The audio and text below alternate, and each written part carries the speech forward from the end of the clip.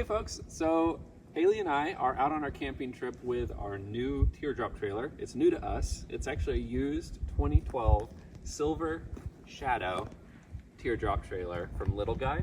And I'm really excited. We're just gonna give you a little tour. This is our second trip out in it.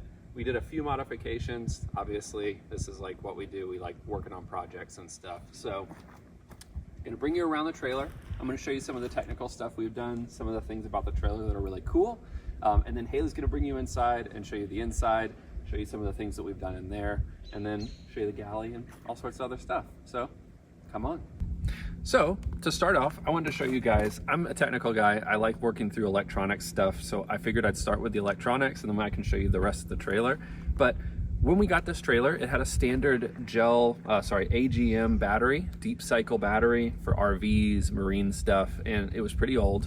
It lived right here in this battery box in the front of the car, or in front of the Teardrop trailer.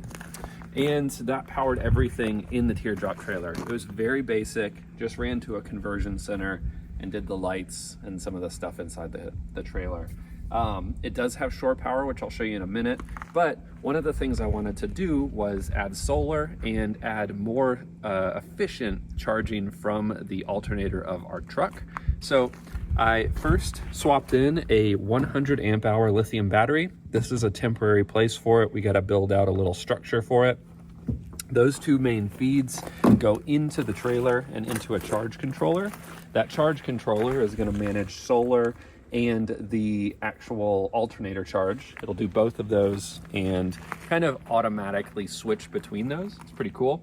And then on the side here, you guys can see it does have shore power as well. This was built into the trailer before, so that just builds, it all connects into what was already there. My power supplies the inverter supplies the battery when necessary. It's really cool.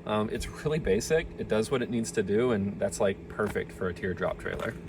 So in the vein of solar and kind of talking about transitioning from the electrical system to some of the other modifications we've done, we do want to add solar in the future. We kind of charted out where we wanted it on the roof here, and it looks like on the back here is going to be perfect. We're just going to get a basic 100 watt solar panel. It's going to fit basically edge to edge and go into that charge controller. It's gonna be pretty cool. That's a future modification, but it does kind of bring us to the roof here, and you can see there is a pretty special looking roof rack up here.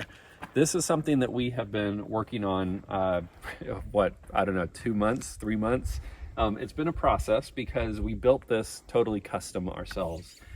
These brackets were designed in Autodesk Fusion, and I got these done from Send Cut Send. Got a little extra sealant in there, but a little extra is better than not enough. And then we got some 80/20 extruded aluminum for the roof rack. This is bought in 60-inch lengths. It's exactly 60 inches, so it kind of worked out perfect.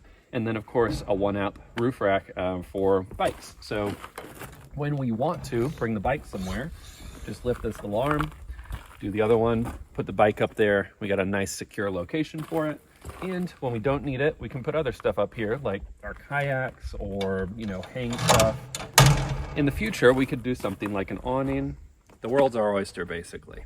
So very excited about that. That was a lot of work and finally came to a head and came all together right before this trip.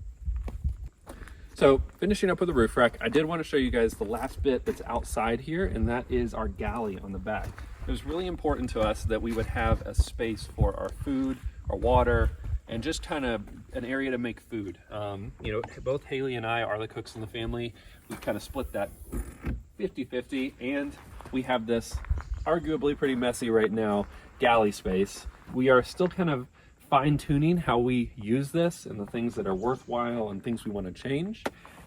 But the way it came from the previous seller was a small sink right here.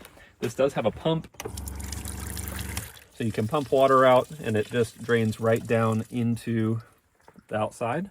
So it is kind of gray water. You won't want to put anything in there that's toxic, but it's good for rinsing things off. We have a space that was used for a cooler. We've got a little fridge here.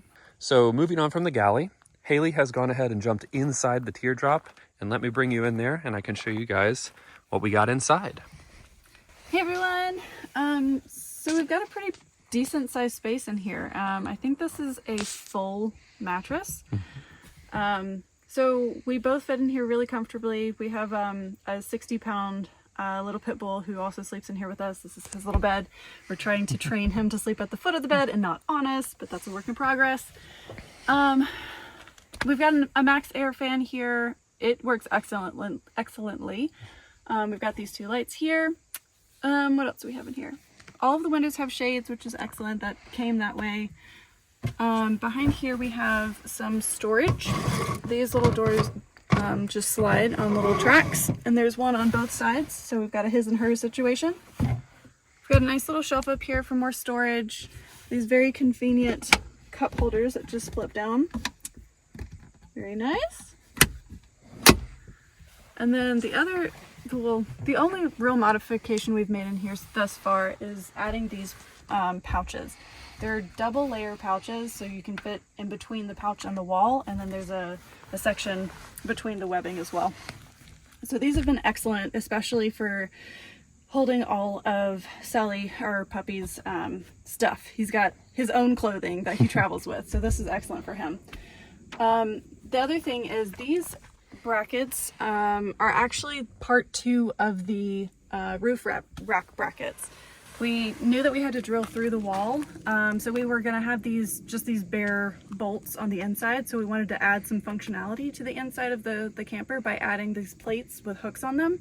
So we've got 4 of them in here, 2 on this side and then 2 on the other side. So those are the only 2 real modifications. Otherwise, we've got plenty of storage in here. It's really deep cabinets. There's another one about the same size over there, and then this ledge here for storage as well. We have lots of plans for the inside of this space. We want to modify it a little bit better to suit our needs with Sully. We'd like to try to find a way to like build out a cot for him, just to get him off of the bed space, just so that we can utilize the space more in the daytime and not feel so cramped and on top of each other. That might mean that we would sacrifice some of the cabinetry, but we're going to do our best to kind of come up with creative solutions to keep both functionality and storage. So that kind of wraps up the short little tour we wanted to give y'all. It's a small trailer, so it gets a small tour. But I'm really excited about this. I think both of us are really just excited about this new little chapter of our lives, bringing this out, exploring the US, exploring North America, and maybe Mexico, who knows, Canada. The world is our oyster. Well, North America is our oyster. But if you guys like this kind of stuff, let me know in the comments. We can cover more videos on this, show you guys more of the modifications we do, or not. I know this is a mini channel, but we like to share all of the various different things we get into. So thanks for tuning in. Thanks for watching, and I'll see you on the next one. Later.